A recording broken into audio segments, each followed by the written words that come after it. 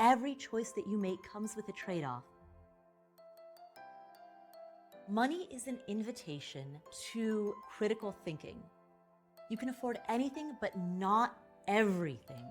So if there's something that you value, whether it's travel, food, or a house, you can have that thing. You just can't have an endless series of ands. You might not be able to have that thing and something else, and something else, and something else.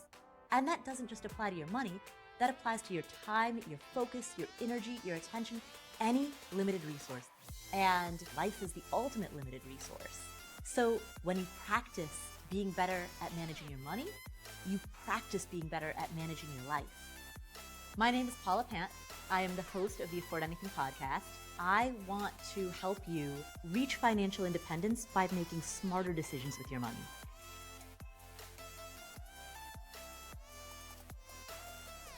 The mistake that I see a lot of people make when they start asking questions about how to manage their money is that oftentimes people will ask a question about a product or a tactic.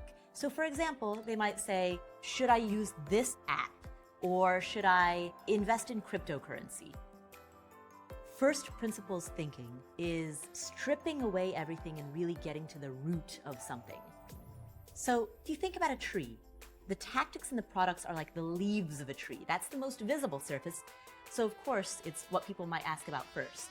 But first, let's start with the roots of that tree. The roots of that tree are your values. It's that question of what matters most. And then from those roots stem that trunk of the tree, which is your philosophy of life, the type of life that you want to lead. And from that philosophy, then your objective or your goals. How does that philosophy of living translate into specific goals? That's really that tree trunk. From there, you go out into the branches of the tree, and they represent the strategy. Now that you know your philosophy of living, you know your goals, now you can come up with strategies for how to obtain those goals. And then once you have that strategy in place, then those leaves are the tactics and the products. So if you're starting with the question about tactic or product, you've got a leaf in your hand, but you don't have that root system built yet. When personal finance is framed in the context of delayed gratification so that you can have more money when you're 75 years old, it's really hard to get excited about that.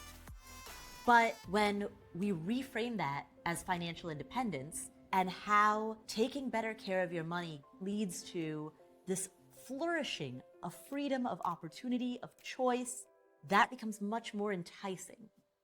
FI is the point at which your potential passive income, money that comes to you when you're sleeping, typically through investments, is enough to cover your basic bills. And the reason that matters is because then endless options open up for you. You have the freedom to do whatever you want, whether that's to stay in your current profession, make a midlife career change, become a full-time parent, or travel the world. Whatever choice you want to make, you're able to make that without having to sweat about how you're going to keep the lights on, how you're going to keep the fridge stocked. The pursuit of FI is for everyone, but the first steps that you're going to take will differ depending on where you are in your journey. There are really only 3 steps to achieving financial independence. Grow the gap, invest the gap, repeat.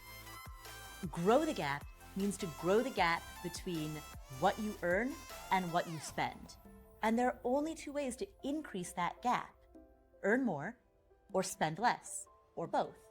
If you don't make very much, like me when I was in my first job out of college making $21,000 a year, at that stage of life, your goal is to increase your income.